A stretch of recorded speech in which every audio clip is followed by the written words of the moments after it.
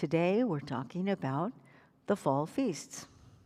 This is part 1, and it's about the prophetic secrets of the Hebrew calendar. There are many. What's wrong?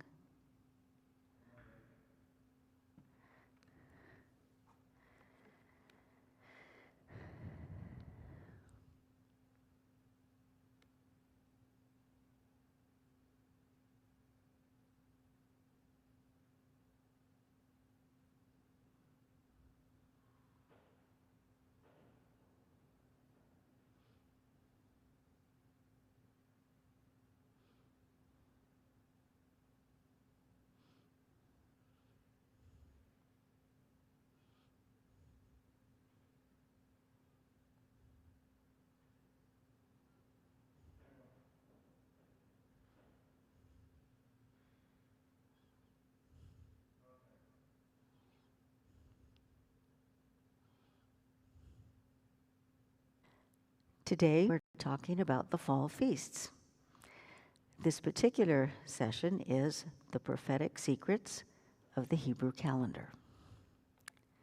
Let's start with Isaiah 46, verse 9 and 10. At the beginning I announce the end, proclaim in advance things not yet done, and I say that my plan will hold. So let's think about this for a minute. If God is saying that he announces the end at the beginning, we need to look at the beginning. So let's see what it says. We have Genesis 1:14. It says, God said, let there be lights in the dome of the sky to divide the day from the night. Let them be for signs, Hebrew is otot, seasons, and the Hebrew is moadim, days and years. So if we put that into the Hebrew understanding, it is, let them be for signals or appointed times or appointed meeting places and days and years. So somehow the lights in the sky are connected with these things. We'll see how that works later. Let's look at Leviticus 23, 2-3. It says, tell the people of Israel the designated times, the Moedim of Adonai, which you are to proclaim as holy convocations, Mikre, are my designated times. Work is to be done on 6 days, but the 7th day is a Shabbat of complete rest, a holy convocation. You are not to do any kind of work. It is a Shabbat for Adonai, even in your homes. Again, the word Moadim is appointed times or seasons. They're like divine appointments. Mikrai, it's convocations, assemblies, or dress rehearsals. So essentially what God is saying is these designated appointments that are on God's calendar are to be proclaimed as holy dress rehearsals, holy assemblies. He wants his kids to get together. So that's a convocation. Let's take a look at Leviticus 23:5. In the first month, on the 14th day of the month, between sundown and complete darkness, comes Pesach for Adonai. Pesach means Passover. And this occurs in the spring. The first month of the Hebrew calendar is in the spring. Let's look at verse 6. This is the next day. On the 15th day of the same month is the festival of matzah. Matzah is unleavened bread. For 7 days you are to eat matzah. On the first day you are to have a holy convocation. Don't do any kind of ordinary work. Okay, what he's really saying is the same instruction that he would give for Shabbat. It's a day of rest. So he has declared a special day of rest on this 15th day of the month. Let's look at verse 10-11. Bring a sheaf of the first fruits of your harvest to the Kohen. He is to wave the sheaf before Adonai so that you will be accepted. The Kohen is to wave it on the day after the Shabbat. Kohen is the priest. So it is the priest who is to bring the sheaf of the first fruits of the harvest on our behalf. Those are the spring feasts. So now let's go a little bit forward to the summer. We have Leviticus 23, 15 to 16. From the day after the day of rest. Now remember, there was a designated day of rest that was on the 15th of the month. So it says, from the day after the day of rest, that is, from the day you bring the sheaf for waving, you are to count 7 full weeks, until the day after the 7th week. You are to count 50 days, and then you are to present a new grain offering to Adonai. So essentially, we have gone through the spring feasts and a harvest which was for barley, and then approximately 50 days later, it is a harvest for wheat. It's a new grain offering. Then we look at verse 24. Now we have fast forwarded from the spring and the summer, now all the way to the fall. It says, tell the people of Israel, in the 7th month, the first of the month is to be for you a complete rest for remembering, a holy convocation announced with blasts of the shofar. Now notice, the 7th month, first day of the month. If you're familiar with the new moon celebration, that is always on the first of a new month. So this 7th month is a new moon day. Leviticus 23:27, it says, the 10th day of the 7th month is Yom Kippur. You are to have a holy convocation. You are to deny yourselves, and you are to bring an offering made by fire to Adonai. Leviticus 23, verse 34 and 39, it says, tell the people of Israel, on the 15th day of this 7th month is the feast of Sukkot, for 7 days to Adonai. But on the 15th day of the 7th month, when you have gathered the produce of the land, you are to observe the festival of Adonai, 7 days. The first day is to be a complete rest, and the 8th day is to be a complete rest. So let's quickly look through all of these different feast days. The 7th month, the first day of the month. The next one is the 7th month, the 10th day of the month. The next one is the 7th month, starting with the 15th day of the month, lasting for 7 days, and then an additional celebration on the 8th day. So who is supposed to keep these appointments? Leviticus 23:44 says, thus Moshe announced to the people of Israel the designated times of Adonai. Well, if he announced them to Israel, then we have to assume Israel is supposed to observe these things. But let's keep reading. Exodus 12:48-49 says this, if a foreigner staying with you wants to observe Adonai's Pesach, all his males must be circumcised. Then he may take part and observe it. He will be like a citizen of the land, but no uncircumcised person is to eat it. The same teaching is to apply equally to the citizen and to the foreigner living among you.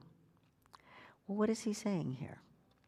Initially, we see that these appointments are supposed to be for the people of Israel. But then there is a provision in the scriptures about foreigners who want to observe the Pesach. If they want to observe it, they're going to have to follow all the rules and regulations of the Israelites in order to be able to observe it. That includes and actually requires circumcision. Well, what are we supposed to do at these appointed times? These are common instructions for every single appointed time. It is worship. It is a time to focus on the goodness of our God. We gather together with God's people. We bring an offering, and we experience God's presence.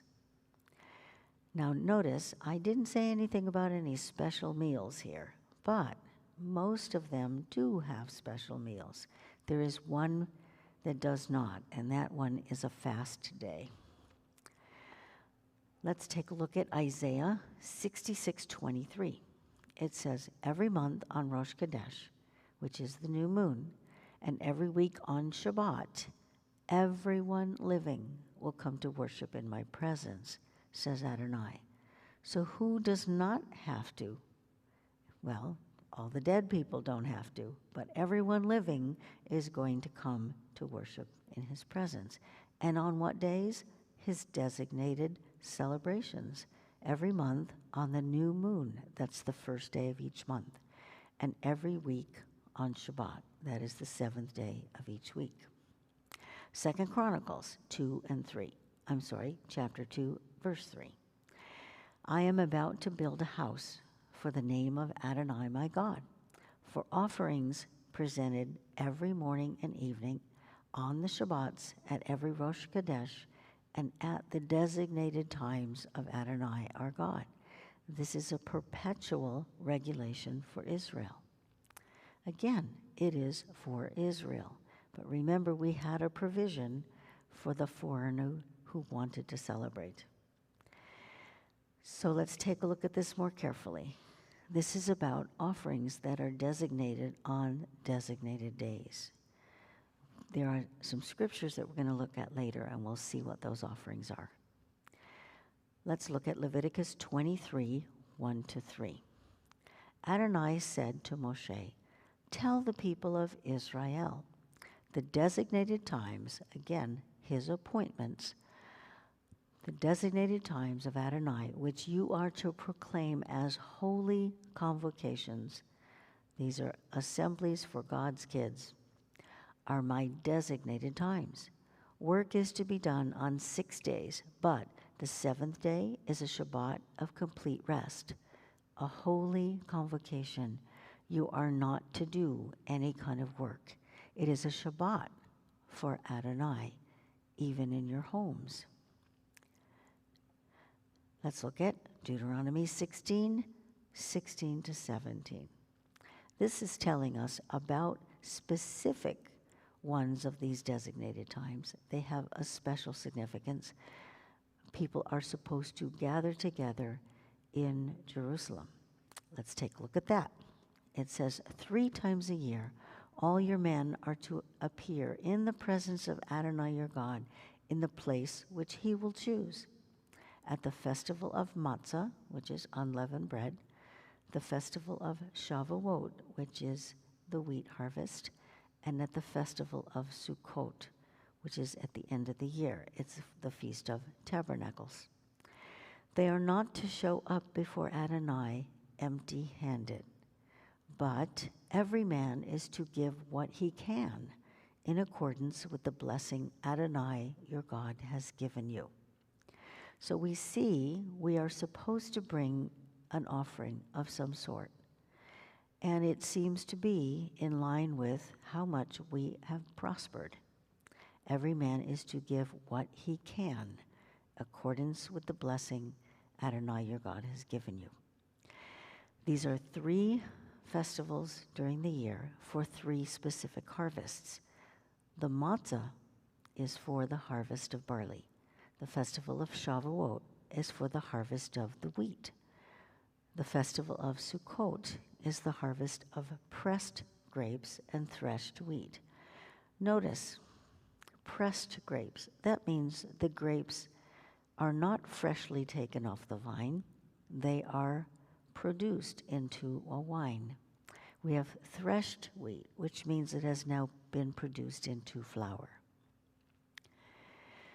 Let's take a look at these 3 harvest festivals, and you'll see that their instructions are very specific for each one. Leviticus 23:5, it says, in the first month, on the 14th day of the month of Aviv, between sundown and complete darkness, comes Pesach, which means Passover, for Adonai. Let's go back to the word aviv. This is a term that describes a particular stage of ripening of the barley. It's not really the name of the month.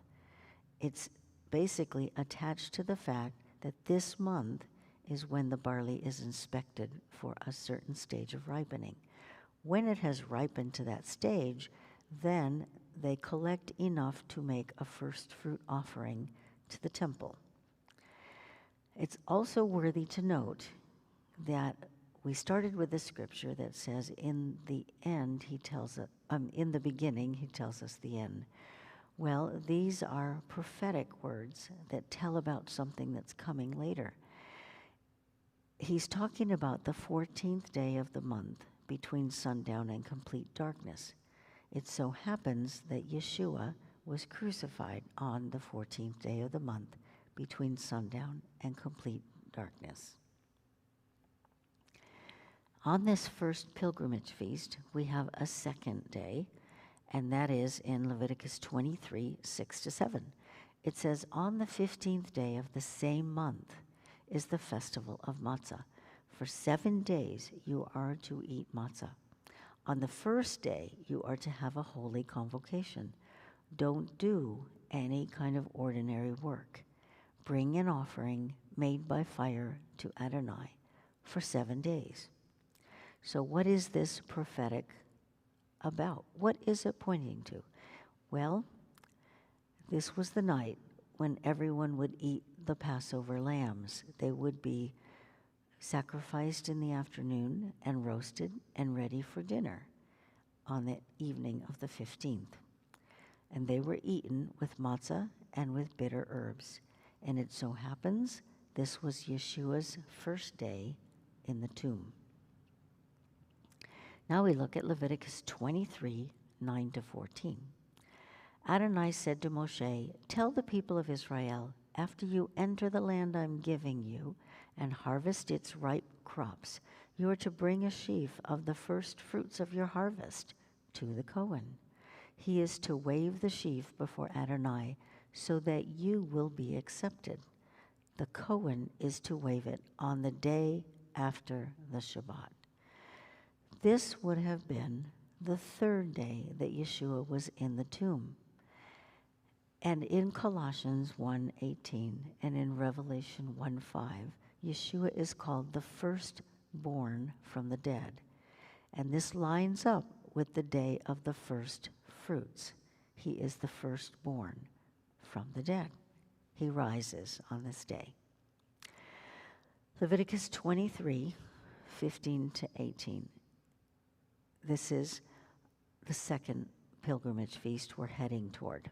It says, from the day after the day of rest, that is, from the day you bring the sheaf for waving, you are to count 7 full weeks. Until the day after the 7th week, you are to count 50 days.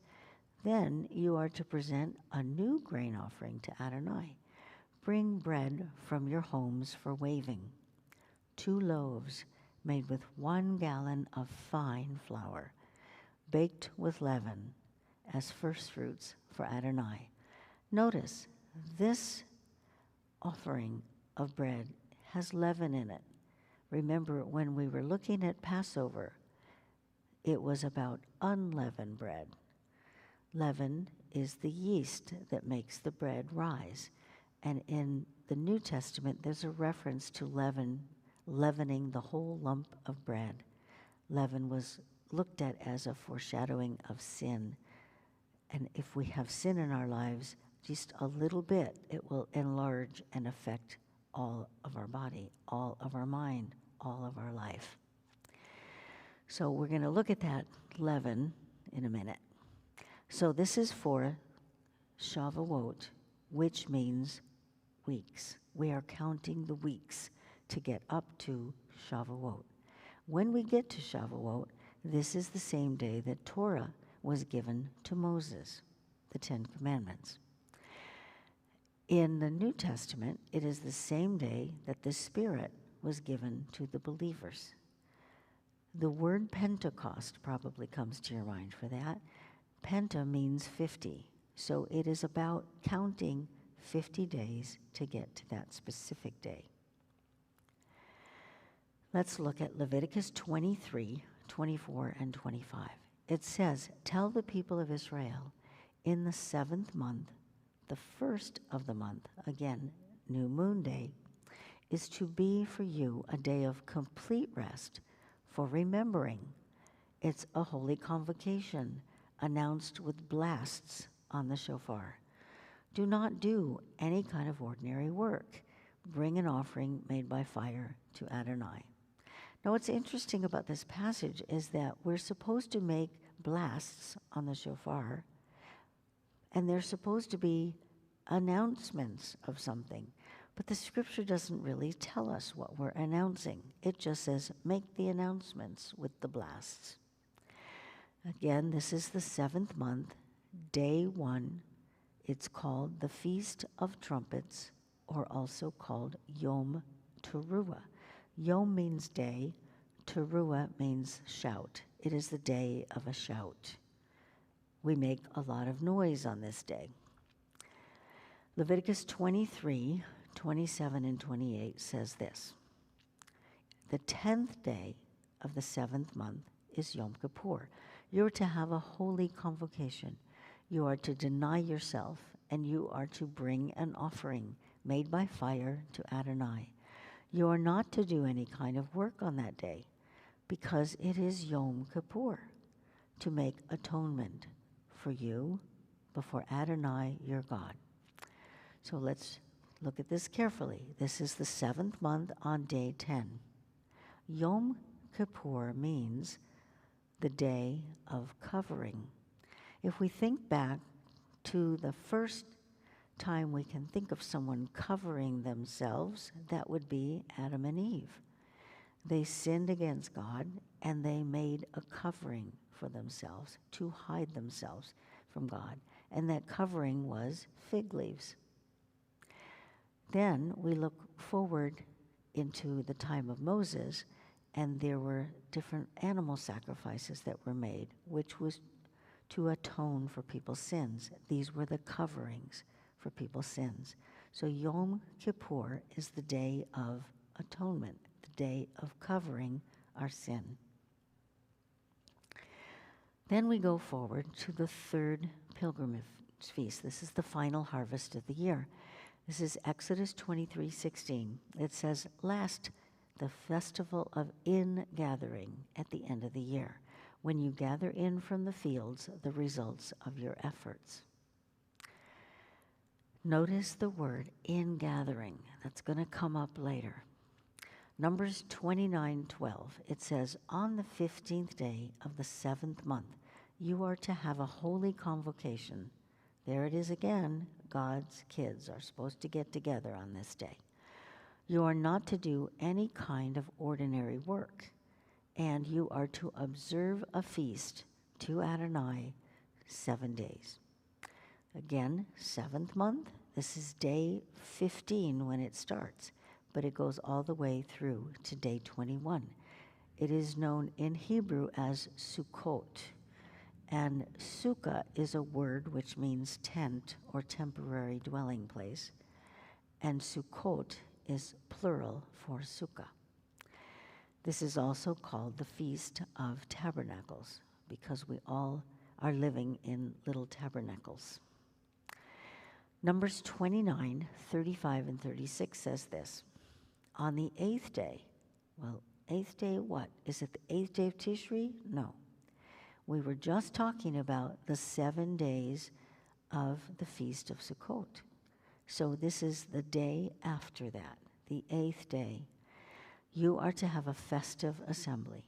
You are not to do any kind of ordinary work, but you are to present a burnt offering, an offering made by fire, giving a fragrant aroma to Adonai." Well, what is a burnt offering? Well, the burnt offering was a sacrifice of an animal, but completely burnt up to ash. And the aroma was to go up to God. It was a pleasing aroma to God. But that offering was not meat that would be eaten. There were other offerings made, which were intended to be eaten, but this one was not. So this one is in the 7th month, day 22, the 8th day. Shemini Atzeret, or Simchat Torah. These are the names for this. Shemini Atzeret is the day of the assembly on the 8th. And then Simchat Torah is the joy of the Torah. So let's take a look at these by the Hebrew dates. These are our holy days in the spring and the summertime. We have Nisan 14. This is that barley harvest we were talking about, and everyone needs to make a pilgrimage to Jerusalem. It is also known as Pesach or Passover, and it is also Crucifixion Day for Yeshua. Nisan 15 is the Feast of Matzah. Matzah is the unleavened bread. It's the first day of that festival, and it lasts for 7 days. On the second day of the festival of unleavened bread, we now get to Nisan 16. It is the waving of the sheaf. This is the first fruit offering of the barley harvest. It is also the day we begin the count of 50 days heading toward the next festival. We have Iyar 14. This is now the 2nd month on the Hebrew calendar, and it's the 14th day, and it's known as Second Pesach or Second Passover. This is sort of like a makeup day for those who missed the first Passover in the month of Nisan. There are terms and conditions. Not everyone gets to celebrate and do a makeup. Then we look at Sivan 6. This is in the 3rd month of the Hebrew calendar. Now we have come to the wheat harvest, which is day 50 of the count. This one is known as Shavuot, which means weeks, or Pentecost, which really stands for 50. The items that I highlighted in green on this slide are the ones that are specifically stated in Leviticus 23. Okay, here's our summary according to the month of Tishri. These are all in the fall. The 7th month is called Tishri. The dates are on the left column, and then the right column is the names of the festivities. So Tishri 1 and 2, we have Yom Teruah, the day of the shout, day of shouting, or the Feast of Trumpets. Day 3 is the fast of Gedaliah, which is mentioned in 2 Kings 25:25. It is not customary to fast on a Shabbat. So if Tishri 3 should land on a Shabbat, then the fast is moved over to the 4th of Tishri. Then we have Tishri 9, which is the eve of Yom Kippur. This is when we begin a 25-hour fast. No food, no water. Tishri 10 is the daytime of Yom Kippur. It is known as the Day of Atonement or the Day of Covering. Tishri 15 to 21 is Sukkot. There are the 7 days. It is also known as the Feast of Tabernacles or the Feast of Booths. And it's such a favorite one that it's often just called the feast. And everybody knows this is the one we're talking about. Now notice the next one starts on Tishri 21. Well, didn't Sukkot involve Tishri 21? Yes. The 7th day of Sukkot has a special name, and it's called Hoshana Rabbah. It's known in English as the Great Supplication. The following day is Tishri 22, and that's Shemini Atzeret, which is the 8th day of assembly. And then the following day, Tishri 23, is called Simchat Torah, which is the joy of the Torah. In some places, there is a combined festival on the 22nd for both Shemini Atzeret and Simchat Torah. Let's look at how Yeshua fulfilled some of these dates. Remember, these are prophetic.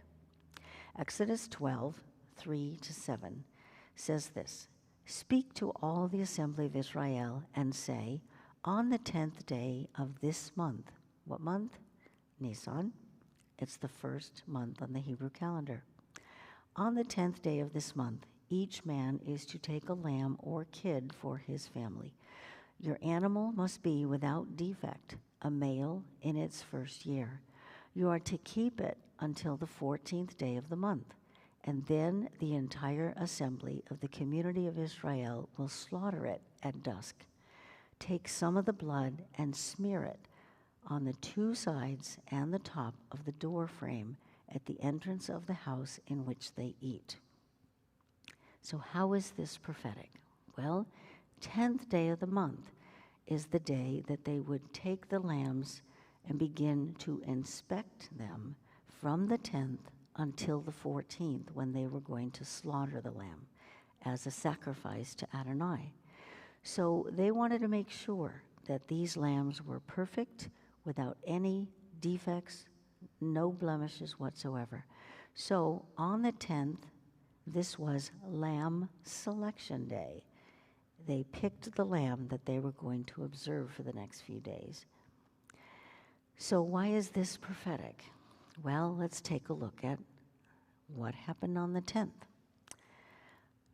This is in John 12, verse 1. It says, 6 days before Pesach. We know when Pesach is. We count 6 days before. We've got our timeline.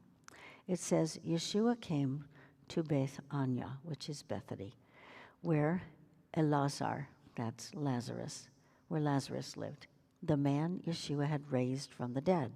So they gave a dinner there in his honor.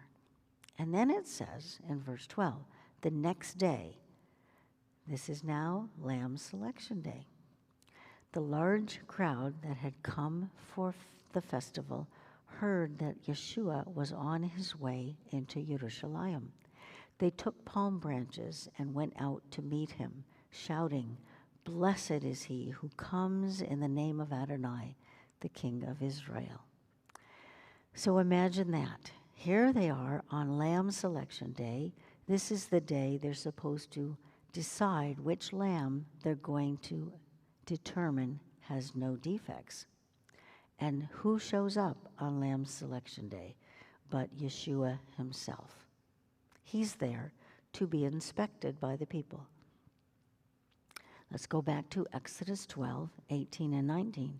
It says, from the evening of the 14th day until the evening of the 21st day, no leaven is to be found in your houses. Leaven being a picture of sin, we see how Yeshua fulfilled this. This is quite interesting. Let's look at Mark 11, 15 to 16. It says, on reaching Jerusalem, this is after he's come into town on the donkey, it says, Yeshua entered the temple courts and began driving out those who were carrying on business there, both the merchants and their customers. He also knocked over the desks of the money changers, upset the benches of the pigeon dealers, and refused to let anyone carry merchandise through the temple courts. Do you see what he's doing? He's cleaning out the house of God. This is profaning God's house. It's a sin in the house, and he's saying, no, I need to clean out the house. No leaven is to be found in your houses. You see how he has fulfilled what happened in Exodus. Now let's look at another passage, Deuteronomy 19:15. And it says, the matter will be established only if there are 2 or 3 witnesses.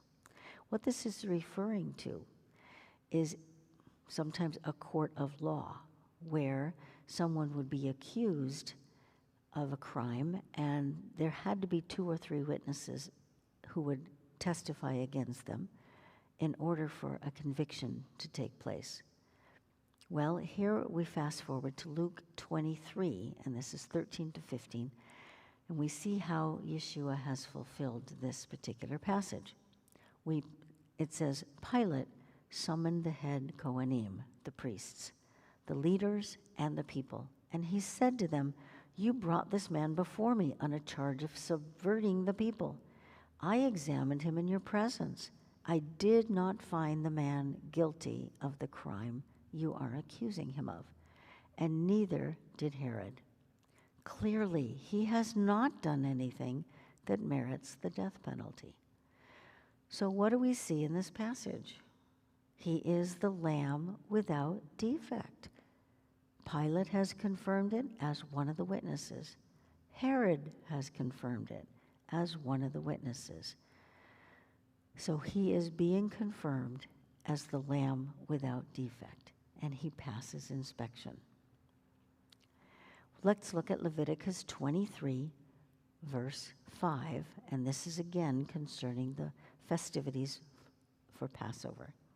It says, "In the first month," that's Nisan, "on the 14th day of the month, between sundown and complete darkness, comes Pesach for Adonai." Now we need to understand this terminology, between sundown and complete darkness. When you think about high noon, the sun is at the very top of the sky from our perspective. And when it begins to go down toward the evening, that is sundown. So between sundown is really saying between noon and complete darkness. Okay, so now let's look at Luke 23 to see how Yeshua has fulfilled this. Verse 44 to 46. "It was now about noon, and darkness covered the whole land until 3 o'clock in the afternoon. The sun did not shine." This is concerning the crucifixion. Crying out with a loud voice, Yeshua said, "Father, into your hands I commit my spirit." When did this happen? He was on the cross between noon and darkness. He was the Lamb who would be slaughtered between sundown and complete darkness. He fulfilled the passage. Let's look at Leviticus 23, and this is again concerning the Passover festivities. We are now on the day of first fruit offering. This is verse 9 and 10.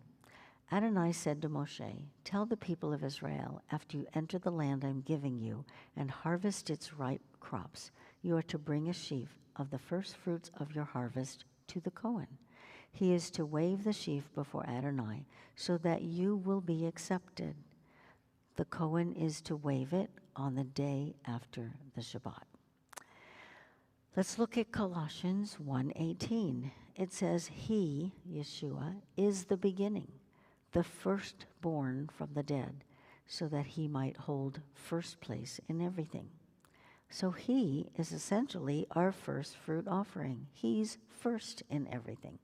Let's look at Matthew 27:52. "Also, the graves were opened." What is he talking about? This is at the time of the crucifixion. It says, "The graves were opened, the bodies of many holy people who had died were raised to life. And after Yeshua rose, they came out of their graves and went into the holy city where many people saw them." Can you imagine the sight? First of all, someone has been dead in their grave for a while, and all of a sudden, they wake up. They've got to wait 3 days before Yeshua raises, before they can raise. I wonder what in the world they were thinking as they laid there in their tombs, wide awake. Something to think about. And then, after that, after Yeshua has risen from his grave, they come out of their graves. You see, Yeshua is the first fruit offering. He's the firstborn from the dead, and many others came out of the graves after him. So here, the scene looks pretty spectacular. All of a sudden, there's a knock at your door, and Uncle Mordecai shows up. He says, "Well, yeah, I was in the grave, but I decided to come back and visit you." Can you imagine the scene? So Yeshua was the firstborn from the dead. Let's look at Leviticus 23:15 to 16. This is about the counting from the Passover festivities, 50 days to the next harvest. It says, from the day after the day of rest, that is, from the day you bring the sheaf for waving, you are to count 7 full weeks until the day after the 7th week. You are to count 50 days. And then you are to present a new grain offering to Adonai. Well, this one at the 50th day is Shavuot, Pentecost, the Feast of Weeks. How does Yeshua fulfill this? Well, he has come from the tomb. He's now walking around in his resurrected body. He is the first fruit of the harvest of resurrection. He's the first one. And then after that, you will see him appearing over the next 40 days in his resurrected body to several different people. And each time, the number increases. So he is appearing to larger and larger harvests of souls, harvests of believers. So the barley harvest continues to increase as we head toward the wheat harvest. And now the wheat harvest. Let's see what that's about. Well, on that particular day, back in Moses' time, it says that Moses waited for 40 days before he received the Torah for Israel. And what he experienced was a loud shofar blast and fire that had come down on the mountain where he was. And if you fast forward to Shavuot at the time of the first century, it says that the disciples waited 40 days, just like Moses had waited 40 days, and then they received the promise of the Spirit of God, the Holy Spirit. And what did they experience? Well, they didn't hear the loud shofar blast, but they heard a rushing wind. It was loud, and they saw fire come down, just like Moses had seen fire come down. You can see this in John 16:7, and you can see this in Acts 2:1-4. So let's go back to Exodus 19 and see the passages about this. This is verse 14-20. It says, there was thunder, lightning, and a thick cloud on the mountain, and a shofar blast sounded so loudly that all the people in the camp trembled. Moshe brought the people out of the camp to meet God. Mount Sinai was enveloped in smoke because Adonai descended onto it in fire. The whole mountain shook violently. The sound of the shofar grew louder and louder. That shofar was grabbing everybody's attention. Let's look at Acts 2:1-6, and we'll see the similarities. It's the festival of Shavuot. It has arrived. The believers are all gathered together in one place. That would be the temple. How do I know that? Remember, Deuteronomy 16:16 said that all the males in Jerusalem had to gather together in the place that God had chosen. This was always the temple. So the believers were together in the temple, and then it goes on. Suddenly, there came a sound from the sky, like the roar of a violent wind. It filled the whole house, and they saw what looked like tongues of fire, which separated and came to rest on each one of them. Do you see the similarities in the passage? Do you see how Exodus is prophetic? And it points toward what happened in the book of Acts. And it occurred on a feast day. All right, let's look at Exodus 32, 19-20. 19-20, and then verse 28. It says, as soon as he came near the camp and saw the calf, remember the golden calf, and the dancing, Moses' anger burned hot. He threw the tablets out of his hand. He broke them at the foot of the mountain. He took the calf that they had made. He burned it with fire, ground it to powder, and scattered it on the water, and made the people of Israel drink it. And on that day, about 3,000 men of the people fell. So, 3,000 died because of this incident. Let's look at Acts 2:41. Now we're fast forwarding to that time in the temple when the Spirit of God has fallen upon the disciples. It says, those who received his word at Pentecost were baptized. There were added that day about 3,000 souls. So you can see from the passage in Exodus, 3,000 died, and in Acts, 3,000 were redeemed and lived. We see the foreshadowing. Let's look at Leviticus 23:17. This is about the first fruit offering. This is on Nisan 16.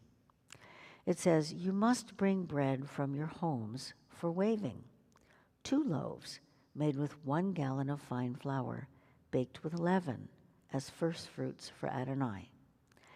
Now, at the Passover time, they would have not done leavened bread. They would have done unleavened bread. And they offered 1 loaf of bread. Here, we have 2 loaves. The waving of the 2 loaves of leavened bread is a foreshadowing of what the scripture calls the one new man. This is Jew and Gentile together, worshiping Messiah together. So the 2 loaves represent the kingdom of God's first fruits of the harvest of souls.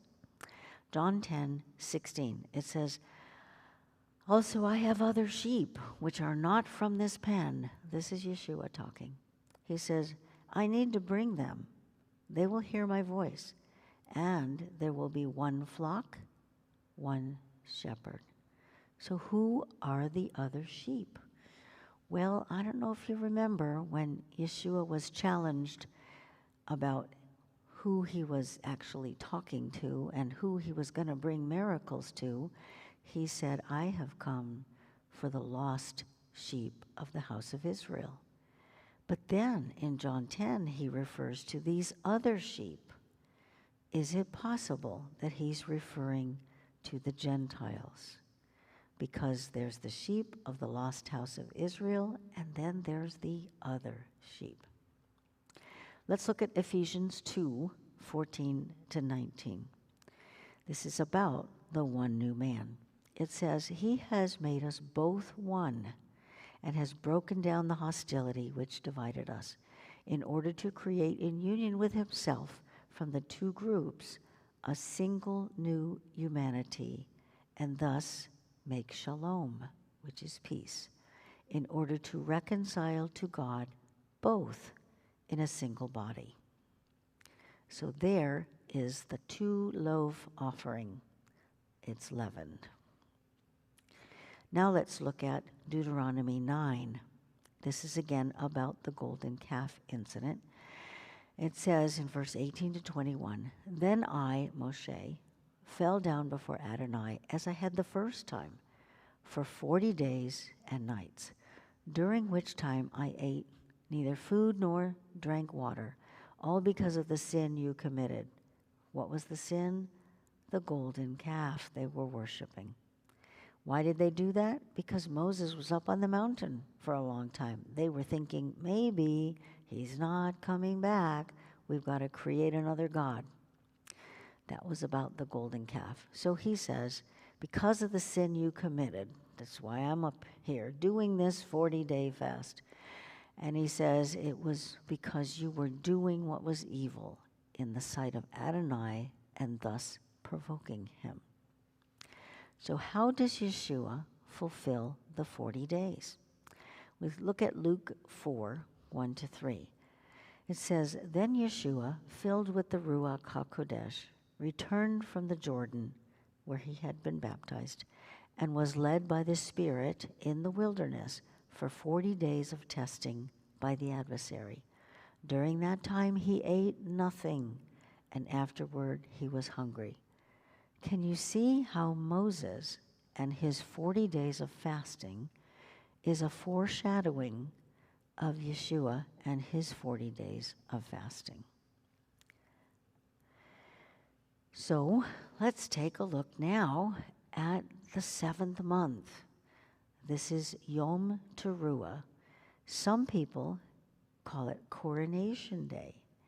Let's take a look at it. Leviticus 23, verse 24. Tell the people of Israel, in the 7th month, the first of the month, is to be for you a day of complete rest, for remembering. It's a holy convocation, announced with blasts on the shofar. That's our instruction. That's it. We don't know what else we're supposed to do except make some kind of an announcement. But let's look at other places where the shofar was used. Joshua 6:5. This is about the Battle of Jericho. It says, "Then they are to blow a long blast on the shofar. On hearing the sound of the shofar, all the people are to shout as loudly as they can, and the wall of the city will fall down flat. And then the people are to go up into the city, each one straight from where he stands." Well, what is that picturing? This long blast on the shofar, and then people get to go up. Well, let's take a look at Matthew 24:30 to 31. It says, "Then the sign of the Son of Man will appear in the sky." Now, what's he talking about? This is when the disciples came to Yeshua and said, "When are you going to be coming back? Well, how are we going to know? How are we going to know when you're coming back?" And this was the answer. "Then the sign of the Son of Man will appear in the sky. All the tribes of the land will mourn. They will see the Son of Man coming on the clouds of heaven with tremendous power and glory. He will send out his angels with a great shofar." There's our blast. "They will gather together his chosen people from the four winds, from one end of heaven to the other." So it's interesting to note in Leviticus 23, we're supposed to be sounding a blast on the shofar, and we are supposed to be announcing something. Are we announcing a victory when all the walls crash down and we get to go up into some special place? Are we announcing the Son of Man who's going to come in the clouds, who's going to have this time of gathering his chosen people? Is that what we're announcing? Well, let's look further. There is a story in Leviticus 16 that is representing Yom Kippur, the Day of Covering. You probably have heard the term scapegoat, someone who is blamed for everything. Let's take a look at this and we'll see how that works. This is verse 21 to 22 and then verse 29. "Aaron," this is Moses' brother, "is to lay both his hands on the head of the live goat and confess over it all the transgressions, crimes, and sins of the people of Israel. He is to put them, the sins, on the head of the goat and then send it away into the desert with a man appointed for that purpose. The goat will bear all the transgressions away to some isolated place, and then he must let the goat go into the desert." Well, you know what? These goats would go into the desert, but sometimes they wandered back. So the Israelites decided, we're going to solve that problem. We're just going to make sure the goat gets thrown over the cliff so it cannot come back. So let's see how that all plays out in a foreshadowing of Yeshua. This is in Luke chapter 4, verse 23 to 29. And in this particular scene, Yeshua is in Nazareth. He has come from his 40 days of fasting in the desert. And he's come into Nazareth, and he's been in the synagogue because it's Shabbat, and he has been handed a Torah scroll to read from the book of Isaiah. So he opens the scroll and he begins to read it, and then he closes the scroll. Well, all the people in his hometown are expecting that he's going to do miracles for the city, just like he did for everybody else. And this is his reply. Yeshua said to them, "No doubt you will quote me this proverb, 'Doctor, cure yourself.' I tell you, no prophet is accepted in his hometown." So he was essentially saying, I'm not doing anything for you here. You're not going to accept anything I do. So he closes the scroll, he sits down, and they are not happy. It says, on hearing this, everyone in the synagogue was filled with rage. They rose up, drove him out of town, and dragged him to the edge of the cliff, on which their town was built, intending to throw him off. Remember the goat that they threw over the cliff? There's our fulfillment of that. Yeshua is going to picture himself as the goat. He is the goat that is going to be taking on the sins of the people and going out into the wilderness. So what's our grand finale? Our last feast. Exodus 23, verse 16. And last, the festival of ingathering at the end of the year, when you gather in from the fields the results of your efforts. It's the end of the year. How can that be? It's the 7th month. We still have 5 more to go. Well, the reason this is the end of the year is because the tradition was that in the 7th month, they would turn the calendar forward to have a new number on the year. In the spring, the number did not advance forward, but they advanced it forward on the 7th month. So therefore, it's called the end of the year. And it also says you are to gather in from the fields the results of your efforts. So let's look at some words in Matthew 13:30 and see how that matches up. This is a parable that Yeshua is giving to his disciples. And he's talking about a master who puts people in charge of the harvest, and he comes back later to see how things are going. It says, let them both grow together until the harvest. He's talking about the wheat, and he's talking about the weeds that could choke out the harvest. So he says, let them both grow together until harvest, and at harvest time I will tell the reapers to collect the weeds first and tie them in bundles to be burned. But gather the wheat into my barn. He is separating the good guys from the bad guys. He's separating the healthy harvest from the weeds that would try to choke the harvest. And you see, that matches with the festival of ingathering. He even uses the same word, gather the wheat, for the festival of ingathering. Let's look at Zechariah 14. This is considered a scripture for the millennial age, when Yeshua is reigning as king on the earth.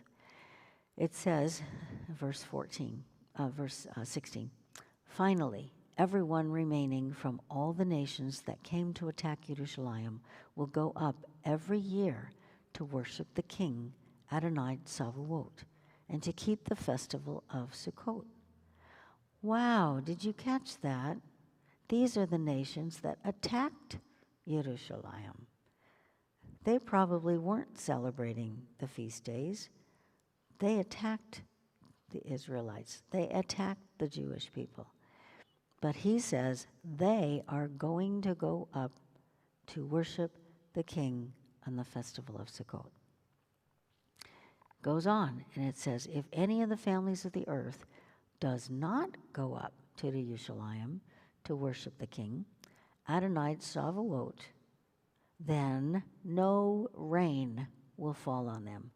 Well, no rain means no crops. No crops means no food to eat. No food to eat means death, destruction. So he is saying, if you don't celebrate the festival of Sukkot, if you don't come up to worship the King, ultimately it is death for you. He says, there will be the plague with which Adonai will strike the nations that don't go up to keep the festival of Sukkot. This will be the punishment of all the nations that don't go up to keep the festival of Sukkot. So let's do a review of the things we covered in this session, and then in the next sessions we'll go into much more detail. Remember the word Moedim. That means divine appointments. These are God's day timer. These are on his calendar. If he makes an appointment with us, he's expecting us to show up for the appointment. Let's review them. Make sure they're on your calendar. The 14th of the month of Nisan, Pesach, Passover. This is when the Israelites had been freed from slavery, and it is also Crucifixion Day. The 15th of Nisan, that is the Feast of Matzah, or unleavened bread. This is when the Israelites left Egypt. Nisan 16. Excuse me. Nisan 16, Yom Bikurim, is the first fruit offering and the beginning of the Omer count of 50 days. The 17th of Nisan, Israelites are delivered from the enemies, and Yeshua has risen from the grave. We go to the third month of the Hebrew calendar, and we see the 6th of Nisan, which is Shavuot, or Pentecost. This is the day that Moses was given the Torah, and the believers in the first century were given the Ruach HaKodesh. Then we go to the 7th month on the calendar, the 1st of Tishri. It is a day for blowing the trumpets. Could it be the final trump of Revelation? Then we have the 10th of Tishri, Yom Kippur, the Day of Atonement, also known as a Day of Judgment. The 15th of Tishrei, Sukkot, also called Feast of Tabernacles. This is when Jews and Gentiles are supposed to be eating their meals together in a sukkah. They're celebrating together. They're worshiping God together. And then the 22nd of Tishrei is the great 8th day, Shemini Atzeret. And this is the beginning of the millennial reign of Yeshua. Then, of course, we have that extra day that is tagged on at the end, sometimes celebrated in combination with Tishrei 22. It is Simchat Torah. It is the joy of the Torah when we celebrate the Word of God. So that's our review. We're going to be covering much more detail as we get into the next 4 lessons today. So be ready. Let's take a break now, and we'll come back in just a few minutes. Okay?